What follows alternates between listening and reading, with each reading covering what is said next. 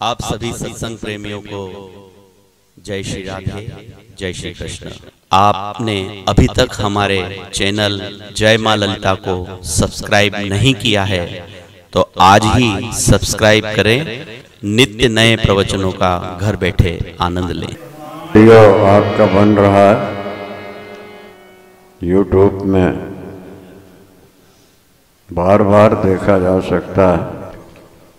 आज से 50 वर्ष बाद भी अगर आपके बेटे पोते देखना चाहें तो आपको देख सकते हैं। दूसरे चैनलों में जो कथाएं आती हैं वो तो जब तक कथा चलती है तभी तक दिखेगी, लेकिन ये जो चल रही है 50 वर्ष बाद भी अगर देखना चाहेंगे दिखेगी। इसलिए इसके सदस्य बने। आज 2.5 लाख लोग करीब इसको सुन पा रहे हैं। हम चल रहा है अपने अपने मोबाइल में। हमें जो संतों गुरुओं से मिला है हम उसको बांट रहे हैं। अब संभालने वाले संभाल लें तो अच्छी बात है। बोलिए सियावर रामचंद्र भगवान की जय, सतगुरुदेव भगवान की जय।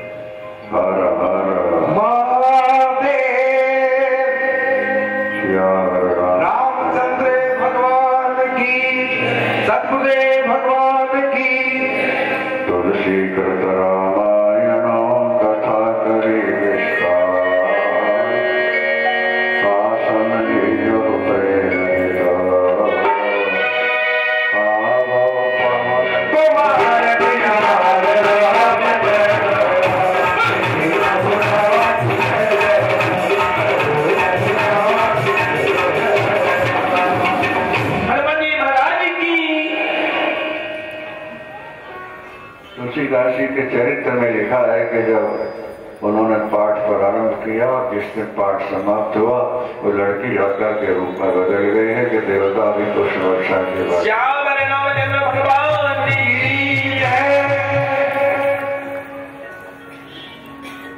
अभिप्राय कहने का यही है कि रामायण का पाठ करना, श्रवण करना परम कल्याणकारी। तुलसीदास जी सौगंध उठाकर कहते हैं कि मेरा भला राम नाम से हुआ। मैं तो भांग का पौधा था, लेकिन प्रभु की कृपा ने मुझे तुलसी का पौधा बना दिया। तुलसी घर घर पूज रही है। इसी तरह आज जगह जगह तुलसी का नाम दिया जा रहा है।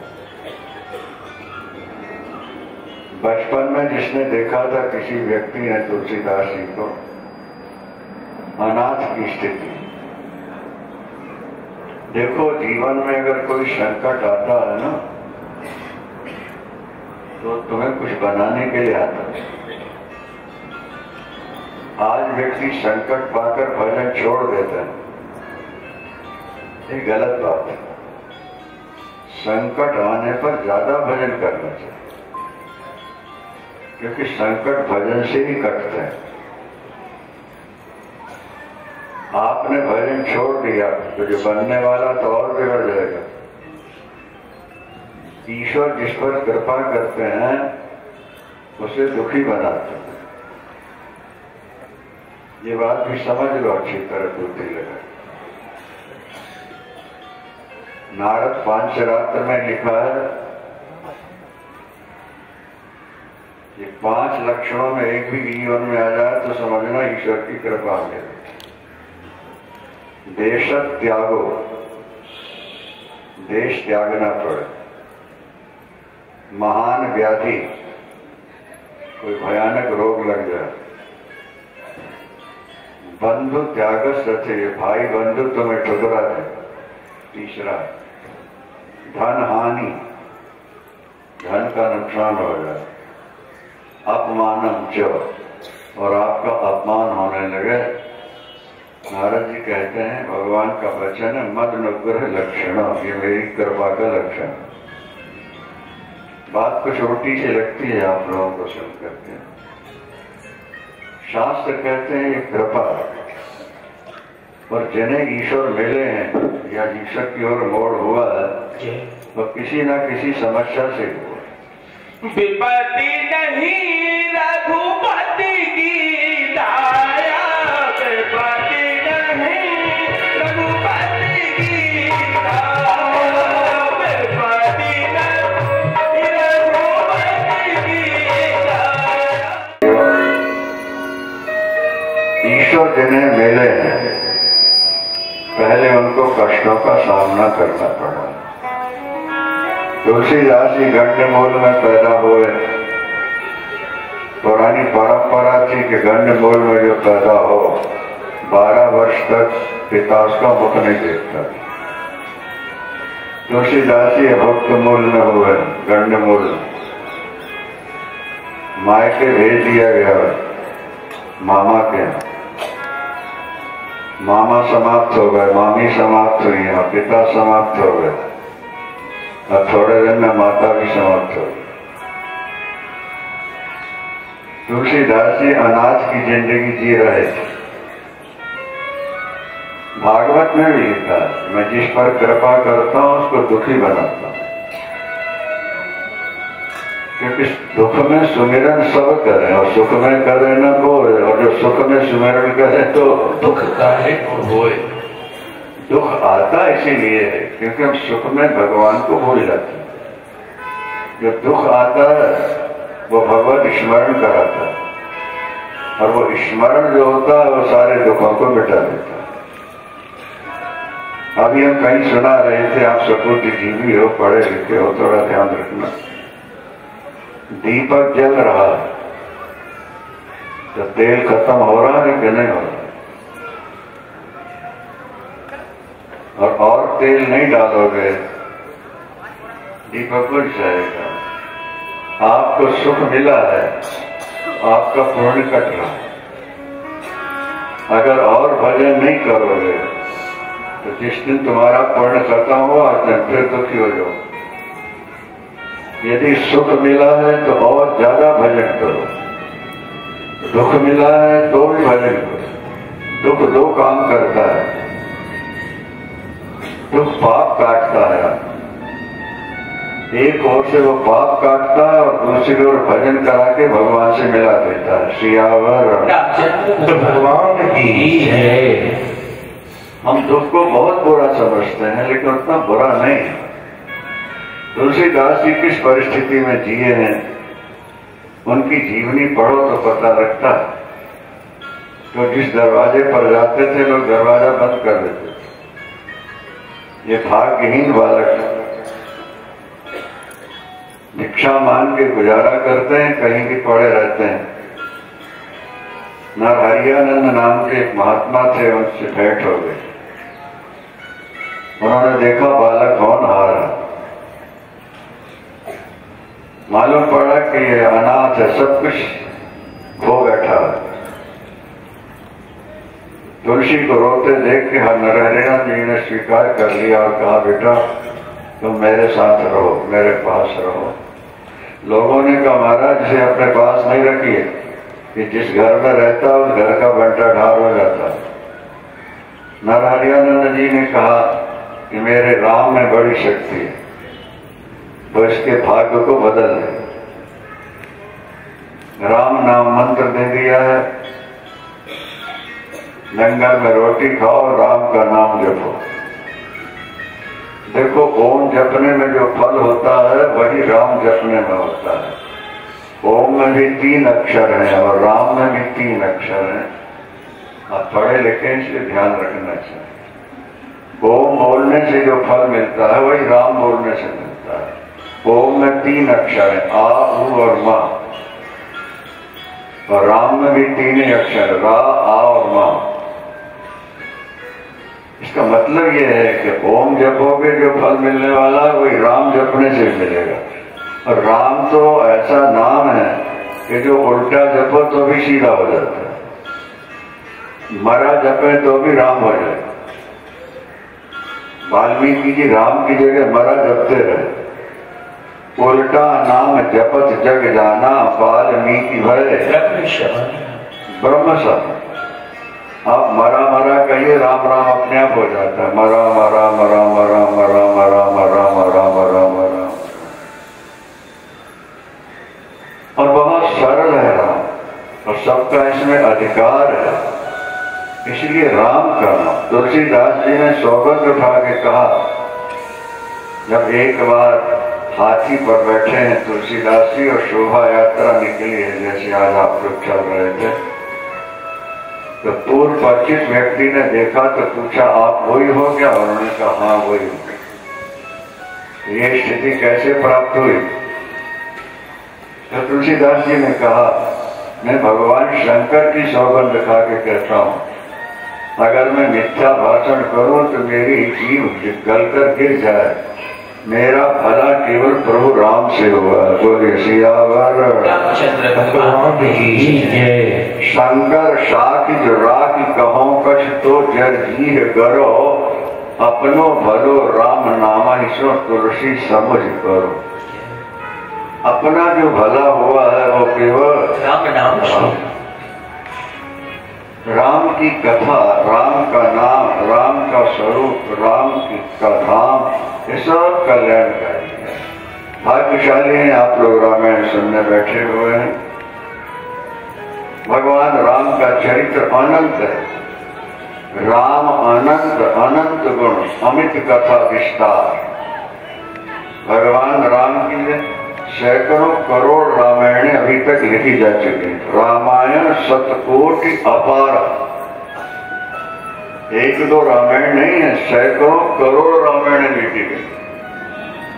अनादिकाल से जो हमारे महापुरुष हुए हैं उन्होंने राम पर कलम चलाई है अपने अंतःकरण की शुद्धि, मन की शांति के लिए। जन जन में राम है, व्यापक तत्व है राम। चहुदिश आरती, चहुदिश पूजा, क्यों बोले चहुदिश राम और नहीं दूजे। प्रभु व्यापक सर्वत्र समाना,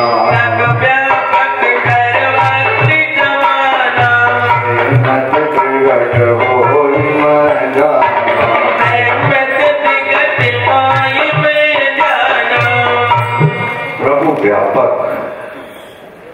सनातन धर्मियों ने मूर्ति पूजा प्रारंभ की, इसमें कमी आ गई, जरा ध्यान देना। मूर्ति पूजा करते करते हमारी बुद्धि में बात बैठ गई कि भगवान मूर्ति में ही है। ये गलत हो। भागवत में लिखा है कि जो केवल मूर्ति में भगवान को मानते हैं और मनुष्यों में, पशु पक्षियों में नहीं देख पाते हैं, वो भस्म में हवन कर रहे, राख में हवन कर रहे। मूर्ति पूजा जरूर करना है, हम भी कर रहे हैं, आप भी करो, लेकिन ये भाव रख के करना चाहिए कि जब पत्थर में भगवान प्रकट हो सकते हैं तो मनुष्यों के अंदर तो भगवान रह ही रहे होंगे, इसलिए सबके प्रति भगवत भाव होना चाहिए।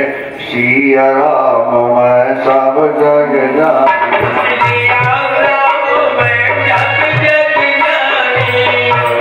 प्रणाम जोर जुग पानी।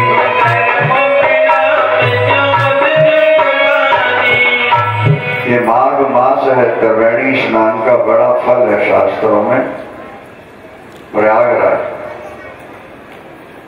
जहाँ कथा होती है वहाँ तीर्थराज प्रयाग आ जाया कर। सर्वाणि तीर्थानि वसंति तत्रो यत्राच्युतोदार कथा प्रसंगा। जहाँ भगवान की पावन कथा चलती है प्रयागराज के सारे तीर्थ वहाँ आ जाया करते हैं। माघ मास है, आप प्रयाग नहीं जा सके, प्रयागराज आपके यहाँ आ गए हैं, इसलिए आपको गोता लगाना है। भगवान की पावन कथा तीर्थराज प्रयाग के स्नान का फल देती है। राम भक्ति जहाँ सुरसरी धारा। प्रयागराज में 3 नदियां हैं, गंगा, यमुना और सरस्वती। कथा में तीनों प्रसंग चलते हैं। जहाँ राम भक्ति की चर्चा चले समझ लो हम गंगा में गोता लगा रहे हैं, और आत्मा और परमात्मा की एकता ब्रह्म का जहाँ निरूपण हो सरस्वती की धारा है, और क्या करना है और क्या नहीं करना है ये प्रसंग चलता है तो यमुना की धारा है। तो रामायण में तीनों का निरूपण है। इसीलिए आप लोग ये समझ के कथा सुनने बैठे कि माघ मास में हम प्रयागराज में बैठकर गंगा स्नान करके प्रयागराज में निवास कर रहे हैं। रामायण सुनो, अपना जीवन बदलो। रामायण पढ़नी सुननी जब से लोगों ने छोड़ दिया तभी से हमारे बालक आज माता पिता से अलग हो रहे हैं। माता पिता के प्रति कर्तव्य क्या है, पति पत्नी का स्वरूप क्या होना चाहिए, भाई भाई में प्यार कैसे होना चाहिए, संकट में जीवन कैसे बिताना होता है, सारी बातें रामायण में भरी हुई। इसलिए पहले रामायण सुनो। देखो दूध में माखन तो है, लेकिन जब तक मदानी से मथोगे नहीं तो माखन प्रकट नहीं होता। इसी तरह आपके अंदर भगवान है, पर जब तक सत्संग नहीं करोगे भगवान प्रकट नहीं हो। बेनु सत्संग विवेक न हो,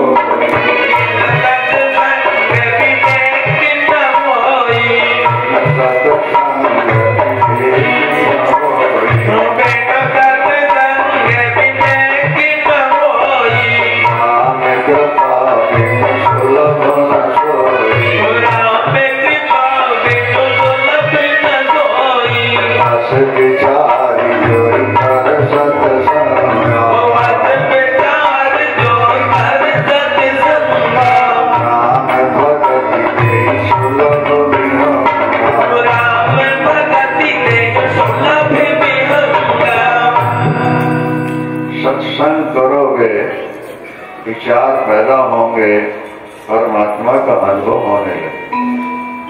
दूध है पर मदानी नहीं है, माखन नहीं निकलेगा। माचिस की तीली में डिबिया में आग है, ठोकर नहीं मारोगे तो प्रकट नहीं होगे। इसी तरह जीवन में आपके परमात्मा समाया हुआ है, भरा हुआ है, लेकिन जब तक विचार की मथानी नहीं चलेगी, विचारों के ठोकर नहीं लगेंगे, तब तक ईश्वर का बोध नहीं होगा। इसलिए 1000 काम छोड़ करके सत्संग में भाग लेना चाहिए। अभी सुना कि यहाँ 10-20 लोगों ने 7 दिन की छुट्टी ले ली, सुनकर प्रसन्नता हो। ससुराल में शादी हो तो 7 दिन क्या 15 दिन निकाल लोगे, और कथा के लिए तुम 1 दिन भी न निकाल पाओ। ये कथा सुनने का तो प्यार नहीं है तुम्हारा। प्यार वही है जहाँ 1000 काम छोड़ करके व्यक्ति बैठकर कथा सुनता है, सत्संग करता है। सत्संग में आने मात्र से अनेक फल की प्राप्ति है।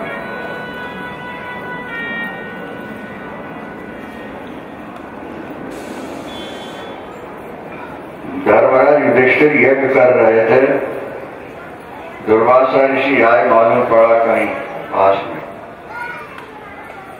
युधिष्ठिर ने कहा सहदेव जाओ उनको बुला के ले आओ, यज्ञ में आ जाए, कथा में आए, संतों का आगमन कल्याणकारी है। सहदेव गए, महाराज हमारे यहाँ यज्ञ हो रहा है, कथा होगी, आप पधारें। उन्होंने कहा हमें 100 अश्वमेध यज्ञ का फल दो तो हम चलें। सहदेव ने कहा महाराज हम पहले यज्ञ करने जा रहे हैं तो 100 अश्वमेध यज्ञ का फल कैसे दे देना। हम नहीं जाएंगे फिर तुम्हारे। वापिस लौट गए, नकुल को भेजा, उनसे भी वही उत्तर था उनका, 100 अश्वमेध यज्ञ का फल दो, हम चलेंगे। वो भी वापस आ गए। ध्यान से सुनो, अर्जुन गए, भीम गए, यहां तक कि धर्मराज युधिष्ठिर भी गए। तो दुर्वासा जी ने कहा 100 अश्वमेध यज्ञ का फल दो तो हम चलेंगे, नहीं तो नहीं। पांचों पांडव बैठे दुखी हो रहे थे, विचार कर रहे थे। द्रौपदी ने कहा क्या बात है, आप सब उदास हो रहे हैं। सुनाया, दुर्वासा जी को बुलाने गए और 100 अश्वमेध यज्ञ का फल मांगते हैं। द्रौपदी ने कहा मैं ले आती हूँ। कभी कभी पुरुषों से भी देवियों की बुद्धि आगे बढ़ जाती है, क्या जाने, कभी कभी, हमेशा नहीं। कभी अच्छा निर्णय दिया। द्रौपदी गई, देवियों सज्जनों, दुर्वासा को प्रणाम किया, महाराज चाहिए बेटी 100 अश्वमेध यज्ञ का फल दो तो हम चलेंगे, आप 200 का ले लीजिए। तुम्हारे पति कह रहे हैं हम पहला यज्ञ कर रहे हैं। पांचों लौट गए और तुम कह रही हो 100 की जगह 200 ले लो। हाँ महाराज, हमने ऐसा सुना है कि जब व्यक्ति भगवत कथा सुनने के लिए या संत का दर्शन करने के लिए जाता है तो एक एक पग में उसको एक एक अश्वमेध यज्ञ का फल मिलता है। मैं नंगे पैर चल के आई हूँ, हजारों कदम चल के आई, उसमें से 100 का आप ले लो, 200 का ले लो। रामचंद्र भगवान की जय हो। दुर्वासा ने कहा बेटी धन्य तुम्हारी बुद्धि, चलता हूँ। कथा में आने में अश्वमेध यज्ञ का एक एक पग रखने में अश्वमेध यज्ञ का फल मिलता है। इसलिए घर के काम तो जीवन भर चलते ही रहेंगे आपके, मिटना नहीं। जिंदगी है जब तक फुर्सत नहीं है काम से, कुछ समय ऐसा निकालो, प्रेम कर लो श्री राम से। समय निकालना चाहिए। आपका आयोजन सफल आयोजन हो, इसके लिए आप सबको प्रयास करना है। स्वयं आए, दूसरों को लाए। भगवान राम का परम पावन चरित्र है। देखो भगवान राम का जो नाम है ना, वो बहुत महान। जब रा कहते हैं तो मुंह खुल जाता है, और मां कहेंगे तो मुंह बंद हो जाता है। राम। तुलसीदास जी लिखते हैं कि ये मुंह क्यों खुलता है, फिर बंद क्यों होता है। तुलसीदास जी का बड़ा अच्छा होता है।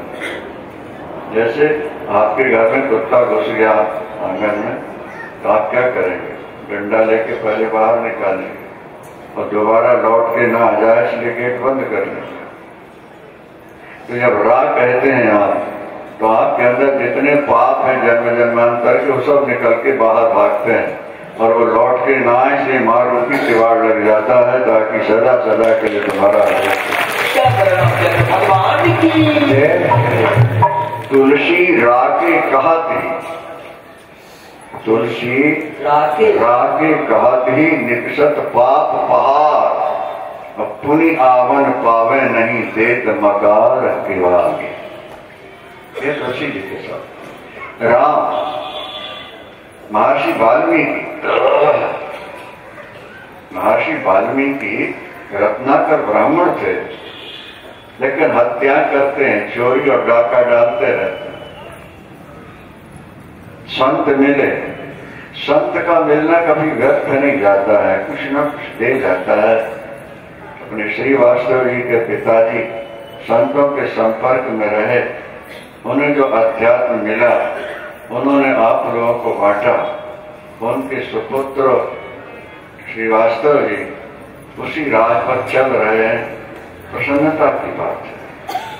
अध्यात्म का थोड़ा बोध होना चाहिए।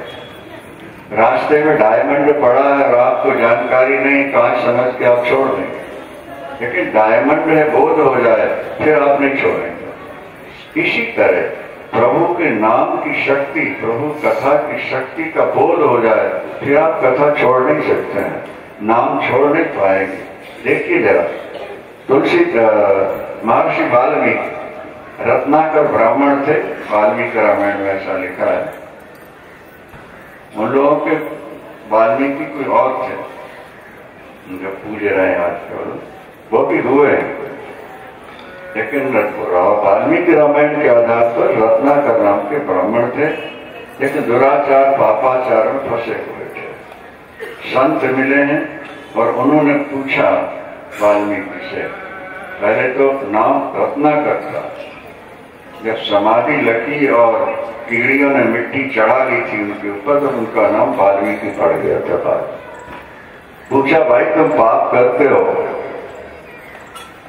परिवार के लिए, पाप का फल नरक मिलेगा, तुम्हारा परिवार साथ जाएगा? क्यों नहीं जाएगा? जब हमारी रोटी खाएंगे तो हमारे साथ नरक से नहीं जाते। संतों ने कहा पूछ के तो आओ। तो गए पूछे, सबने जवाब दे दिया, हम नरक नहीं जाएंगे। आप कैसे कमाओ? पाप पूर्ण आपका। आंख खुल गई। अर्ध रात आधी घड़ी आधी तिपनी आग, तुलसी संगत साधकी कटे कोटि अपराध, कोटि करोड़ों पाप धुल जाते हैं संत के संग।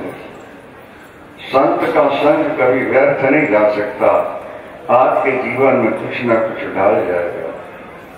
गुरु नानक देव जी महाराज कहते हैं, संत का संग बड़भागी पाइए, संत के संग नाम ध्याइए, संतन संग प्रभु लागे मीठा, संतन संग प्रभु पग पग मीठा। संत का संग जो है ये कुछ ना कुछ दे जाता है। इस संत आते हैं समाज को मार्गदर्शन देने के लिए, राह बताने के लिए। संत तो ये कहते हैं, प्रहलाद से जब नरसिंह भगवान ने कहा कि बेटा हमारे साथ चलो वैकुंठ, तो प्रहलाद ने कहा कि नहीं करो, अभी जाऊंगा तो अकेला जाऊंगा, और छोड़ जाओ तो आपकी भक्ति का प्रचार कर करके लाखों को आपका भक्त बना के सबको साथ लेके आऊंगा। संत दूसरों के लिए जिया करते हैं, संतों का जीवन इसी तरह हुआ करता है। इसलिए संत का संग बड़े भाग पाइए सत्संगा, रामायण में भी लिखा है, सत्संग बड़े सौभाग्य से प्राप्त होता है। ये तो इन कार्यकर्ताओं का उत्साह है, लगन है, कितना बड़ा आयोजन लोग कर लेते हैं। किया है, सुंदर मंडप बनाया है, और आप सबको इसको लगा रहे, तो सत्संग का ही फल है। तो वाल्मीकि वापस आए हैं और उन्होंने कहा, महाराज अब मैं जीवन में पाप नहीं करूं। संत के दर्शन से मन शुद्ध होता है। मेरे पाप कैसे कटेंगे? तो उन्होंने कहा, बेटा राम नाम जपा करो। गए, राम नाम भूल गए। पाप करोगे बुद्धि कमजोर हो जाएगी, बुद्धि कमजोर होगी भजन में मन नहीं लगेगा। अगर आपका मन भजन में नहीं लग रहा तो इसका मतलब है कि आपके अंदर पाप ज्यादा है। गीता के 7वें अध्याय में भगवान ने साफ कहा है, नमाम दुष्कृतिनो मूढ़ा प्रपद्यन्ते। अर्जुन, जिन व्यक्तियों में पाप ज्यादा होते हैं उनको मेरी कथा, मेरा नाम प्रिय नहीं लगता। फिर आपका भजन कौन करते हैं? तो भगवान ने उसका भी उत्तर दिया, येषां स्वत्गतं पापम जनानां पुण्य कर्मणां ते द्वंद्व मोह निर्मुक्ता भजन्ते मां शरणं। जिनके पाप कट गए हैं, थोड़े रह गए हैं, ऐसे लोग दृढ़ संकल्प लेके मेरा भजन किया करते हैं। अगर किसी का मन कथा में नहीं लग रहा, इसका मतलब है कि पाप ज्यादा है। जानवरों के अंदर पाप ज्यादा होता है, इसलिए जानवरों को अपने बच्चे तो याद रहते हैं, अपना परिवार और अपना शरीर, बाकी ईश्वर का हमको पता नहीं लगता। ईश्वर का बोध जानवर को नहीं हो पाता, क्योंकि बुद्धि कमजोर है, इसलिए कि वो पाप करके जानवर बने। जो भजन करके मनुष्य बनते हैं वो मनुष्य बनकर सदा भजन में लगे रहा करते हैं। राम भूल गए, सोचने लगे संत क्या दे गए थे।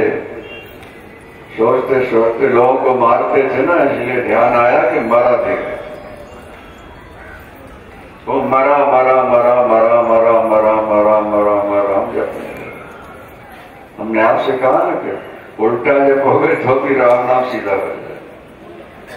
तुलसी अपने राम को रीझ भजो या की, उल्टो सूधो जामिए खेत परे को बीच। खेत में अनाज कैसे पड़ जाए उल्टा सीधा, अंकुर सीधे ही निकलता है, फल देता है। नाम प्रभु का वो मरा मरा जब तक समाधि रखे। कीड़ियों ने मिट्टी चढ़ा दी, एकदम बड़ा प्रज्ञा उनको प्राप्त हो गई। जब समाधि सिद्ध हो जाती है तो फिर रितंबरा प्रज्ञा होती है। आप लोग समझ पाएंगे, कुछ लोग तो जो पुराने सत्संगी है, सभी समाधि होती है, निर्वीण होती है, उसके बाद धर्म में समाधि होती है। जब धर्म में समाधि होती है तो बुद्धि बिल्कुल निर्मल हो जाती है, फिर उसमें गलत चीज का प्रवेश ही नहीं होता, उसके द्वारा गलत काम जल्दी होते ही नहीं। रेतम भरा तत्र भवेत प्रज्ञा। ब्रह्मा जी आए और वाल्मीकि जी से कहा, रत्नाकर से, कि आज से तुम्हारा नाम वाल्मीकि हुआ, तुम रामायण लिखो। और पद्म पुराण में ये भी लिखा है कि भगवान राम के अवतार से पहले ही वाल्मीकि जी ने रामायण लिखा। इसका मतलब यह है कि रामावतार एक बार नहीं हुआ, हजारों बार। तो पूर्व कल्प में जो अवतार हो चुका था वो वाल्मीकि के अंदर प्रकट हो। वाल्मीकि बोले कि मैं पढ़ा लिखा हूं नहीं, रामायण कैसे लिखूंगा। तो ब्रह्मा जी ने कहा कि तुम बैठ जाओ, जो तुम्हारे अंदर आता है बोलते जाओ, तुम्हारा एक अक्षर भी गलत नहीं हो। और 24,000 श्लोकों में आज कभी वाल्मीकि ने रामायण लिखा। तो उल्टा नाम जपत जग जाना,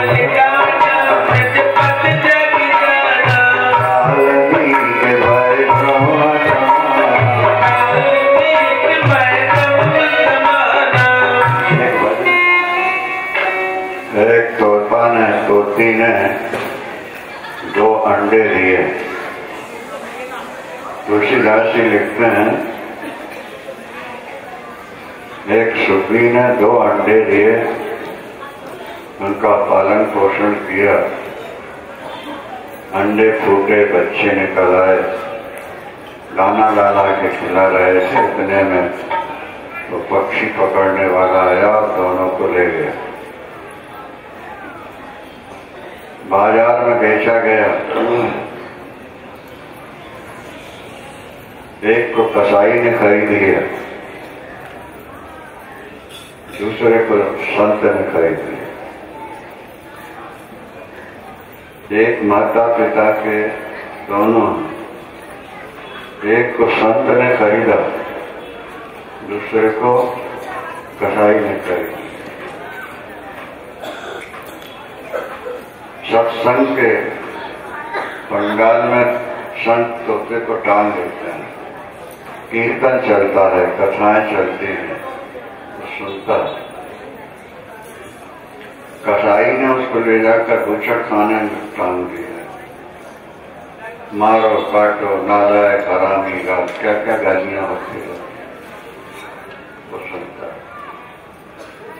कुछ दिनों बाद फिर वो दोनों तोते बाजार में आए, प्रदर्शनी लगी हुई है।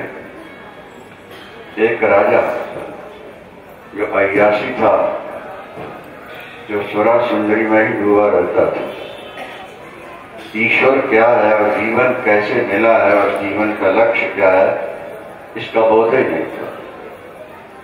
तो आज वो शौकिया तौर पर बाजार आया है प्रदर्शनी देखने के लिए। तोते बड़े सुंदर से थे दोनों। पहले कसाई का तोता बेचेगा, सरकार बेचने को आया, कितने का? 1 रुपए। खरीद लिया, तोता सुंदर था। आगे पहुंचे, संत का तोता मिला, कितने का? 1000 रुपए। अरे उसने 1 रुपये में दे दिया, यही रंग रूप एक सा है, तो 1000 रुपया कह रहा। सरकार ले जाएगी, पता लगेगा इसकी 1000 रुपया कीमत क्यों? राजा है, पैसे की कमी नहीं, खरीद लिया। तो 1 रुपये में लिया था वो तो बाहर दरवाजे के हाथ टंगवा दिया, और जो 1000 में खरीदा वो अपने शयन कक्ष में लाकर टंगवा। ध्यान से सुने, बात को विचार करें। संत और असंत, दुष्ट का संग और संत का संग, कितना अंतर। जब प्रातःकाल 4 बजा वो संत का तोता बोल रहा है, कबीरा सो कर क्या करे। तोता बोल रहा है, भाई कबीरा सो कर क्या करे, रे जाग के जपो मुरार, एक दिन तो है सोवना, लांबे पांव फंसा। एक दिन तो सोना ही है ना लंबे होकर के। आज पहली बार कान में शब्द पड़े हैं, कबीरा सोकर क्या करे, जाग के जपो मुरार, एक दिन तो है सोवना, लांबे पांव। आंख खुल गई राजा की, उसके बैठ गए। धन यौवन यो जाएगा, जी उड़त कपूर, नारायण हरि भजन करे, क्यों चाटे जगनूर। दूसरा दोहा बोल रहा, ये धन और ये जवानी ये देखते देखते चली जाए। ये धन इसलिए मिला है कि धर्म करो, और मनुष्य शरीर इसलिए मिला है कि भजन करो। पशुओं से भजन नहीं हो सकता, पशुओं के हाथ नहीं होते हैं, पशुओं का ऐसा गला नहीं, ऐसी बुद्धि नहीं होती। कोई इंसान होकर भी अगर वो भजन नहीं कर रहा तो पशु है, पुरुषम पशु। शास्त्र कहते हैं उसकी आकृति तो मनुष्य की है, पर उसकी बुद्धि पशुओं है। उसके जीवन को धिक्कार है, दिव्य मनुष्य शरीर पाकर के भजन नहीं कर पाते। ये शरीर मिलता ही भजन के लिए, भोग के लिए पशु शरीर होते हैं, मनुष्य का शरीर भजन के लिए होता है। अगर तुलसीदास जी लिखते हैं कवितावली में, उन मनुष्यों से गधे कुत्ते शुअर अच्छे जो मनुष्य का शरीर पाकर भी भजन नहीं करते। क्यों? गधे कुत्ते शुअर उनसे अच्छे हैं, ठीक है वो भजन नहीं करते, पर झूठ तो नहीं बोलते, गाली तो नहीं देते, उनके द्वारा कोई गलत काम तो नहीं हो रहा। ठीक है भजन नहीं हो रहा और गलत काम तो नहीं हो रहा, पर इंसान तो रात दिन गलत काम कर रहा। अगर ये भजन नहीं करेगा, अच्छा पशु पाप कर भी ले तो लगेगा नहीं, क्योंकि बुद्धि नहीं है उसके पास। इंसान को तो भगवान ने बुद्धि दी है, वो बुद्धि देके कह दिया बेटा जैसा करोगे वैसा भोगो। इसीलिए मनुष्य का तेहिते खर सूकर स्वान भले, कवितावली में तुलसीदास जी लिखते हैं, तेहिते खर सूकर स्वान भले, जड़ता बस तेन कहे कछुए, तुलसी जही राम सो नेह नहीं सो सही पशु पूछ विषाण। उसकी माता ने 9 महीने तक गर्भ में धारण करके कष्ट क्यों उठाया, प्रसव की पीड़ा क्यों सही, गर्भ क्यों न गिर गया, पैदा होते मर क्यों न गया, जो मनुष्य बनकर के भगवान का भजन नहीं करता। जननी कतभार मुई 10 मास, भई किन बाज गई किन चय, जय जाऊ सो जीवन जान की नाच, जिये तो मरो जग में बन। उसकी माता बंध्या क्यों न हो गई, उसका गर्भ क्यों न गिर गया। अरे मनुष्य का शरीर पाकर के ईश्वर का नाम नहीं है, भजन नहीं। भजन में क्या पाई पैसा लगता है, कोई टैक्स लगता है क्या? भजन के लिए स्वतंत्र समय की भी जरूरत नहीं। गोपांगनाएं प्रातःकाल 4 बजे से लेकर रात को 10 बजे तक काम करती रहती हैं, और भजन चलता रहता है। भजन से काम नहीं रुकता, बल्कि काम बढ़िया हो जाता है। वो मनुष्य नहीं है, वो मनुष्य की आकृति में पशु है जो मनुष्य का शरीर पाकर भगवत भजन नहीं कर पाता। ध्यान दे जब उसने इतने सुंदर सुंदर दोहे सुनाए, राजा की आंखों से आंसू बहने लगे। ये तो 1000 रुपये भी सस्ता है। इसने मेरी आंखें खोल दी, मैं भगवत भजन करूं। मंत्री, मैं जहां जाऊं तोता मेरे साथ चलना चाहिए। साथ वो बहुत सुंदर सुंदर बोलता भगवान के गीत। जब दरवाजे पर पहुंचे